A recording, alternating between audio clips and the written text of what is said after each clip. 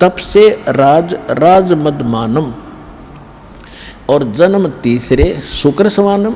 जैसे सदग्रंथों में भी लिखा है, तपेश्वरी सो राजेश्वरी, राजेश्वरी सो नरकेश्वरी। तपेश्वरी, तपेश्वर, तपेश्वर यानी तपस्वियों में सबसे श्रेष्ठ घना तपस्या करने वाला। वो राजेश्वरी, वो राजाओं में सबसे ज़्यादा ताकतवर और धर्मान राजा होगा। और जितना ज़्यादा अक्षेत्र जिसके पास होगा वो ताकतवर माना जाता है। राजेश्वरी सो नरकेश्वरी, इतना ही नरक उसने घना मिलेगा। वो नरक में भी सबसे आगे पड़ा पाएगा, सबसे ज़्यादा समय तक रहेगा, वहाँ भी नरकेश्वरी होगा वो। तप से राज, सूक्ष्म वेद में लिखा है, तप से राज और राज मदमानम, और जन्म तीसरे वो शुक्र सवानम। तब से राजा बनेगा। राजा में अभिमान होता है, वो उल्टे कर्म करते पीछा नहीं देखता। अपने राज्य के विस्तार के लिए, अपनी प्रभुता बनाने के लिए दूसरे राजाओं पर चढ़ाई कर लेते, उनके राज्य को हड़प करने के लिए। और ना जाने कितने नौजवान बच्चों को मरवा देते, सैनिकों को। और फिर आप कहाँ गए? कहाँ उनके राज आज गधे बनकर घूम रहे, वो कुत्ते गधे सुअर की योनि में राजा लोग। ये अनमोल मनुष्य जीवन ये डले डौण के लिए नहीं मिला था, ये बकवादों के लिए प्राप्त नहीं हुआ था। ज्ञान ना होने से हम इस काम लाग गए, भगवान तो मिला ही नहीं। जब भगवान नहीं मिला तो फिर बकवादों में लगेगा। जैसे गाय के बच्चे को जब वो माँ का दूध पी रहा होता है तो क्या करता है धनी, उसको माँ का स्तन छुटवा के अपने हाथ की उंगली दे देता है दो मुख में, और वो थोड़ी देर तो उसको ऐसे ऐसे मारता चूसता रहता है जैसे दूध होगा इसमें। वो उसको धीरे धीरे ले जाकर खुट्टे तो बांध देता है रस्से ते, और वो थोड़ी देर तो उसको चूसता फिर वो छोड़ देता है कि उसमें तो वो आनंद आ ही नहीं रहा जो माँ के स्तन में था। फिर वो क्या करता, या तो ऐसे ऐसे करता, या फिर उसमें उस द्वार का शर मारने लग जाएगा या कूदने लग जाएगा। यानी जब उसको आनंद आ रहा था तब तो निश्चिंत वो आनंद ले रहा था, और जब वो छूट गया तो आनंद जिसको उसने उंगलियों को सतन मान कर थोड़ी देर तक चूसा वो छोड़ दिया, क्योंकि उसमें वो आनंद नहीं। फिर लग गया टक्कर मारने द्वारों के। तो हमारे साथ वो बन गई। हम पहले तो भगवान की तरफ लगते हैं, भगवान को पाएंगे चाहे कुछ भी हो जाए, घर भी त्याग देते हैं, लेकिन वो वस्तु नहीं मिली हमें जिससे भगवान का आनंद मिले।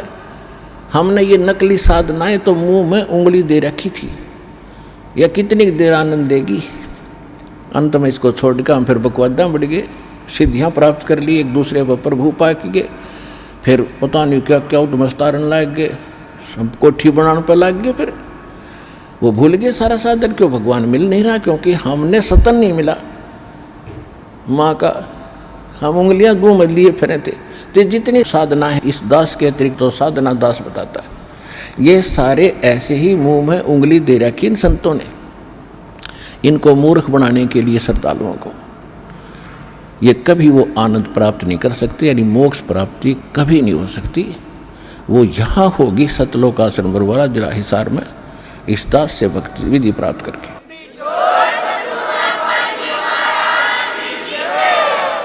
तो क्या बताते हैं, केले की कोपीड है और फूल पान फल खाही, नर का मुख नहीं देखते वो बस्ती डकट ना जाही। वो जंगल के रोज हैं जो मनुष्यों बिद के जाही, निस्दिन फेरो उजाड़ में नो परमात्मा पावे नाही।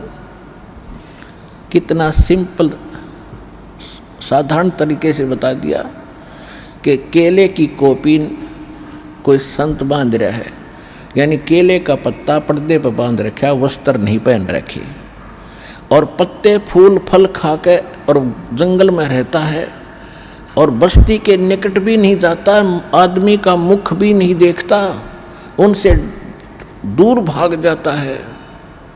जैसे कहते हैं केले की कोपीन है जो फूल पत्ते फल खाई और नर का मुख नहीं देखते। उस संत के बारे में वो यही बता रहा था कि वो आदमी के दर्शन नहीं करता, ना दर्शन देता। नर का मुख नहीं देखते जो बस्ती निकट ना जाही, वो तो जंगल के रोज हैं। ये नील गाय है वो धके खान दिया अंडे सारे दिन नील गाय उन्हें मिल गया भगवान। अर्चे निस्तिन फरो उजाड़ मैनो परमात्मा पावे नाही। फिर क्या बताया कि डेरे डंडे खुश रहो, ये खुश रे लहन मोक्ष। और ध्रुव पर लाद जब पार हो गए थे फिर गृहस्थी में के दोष।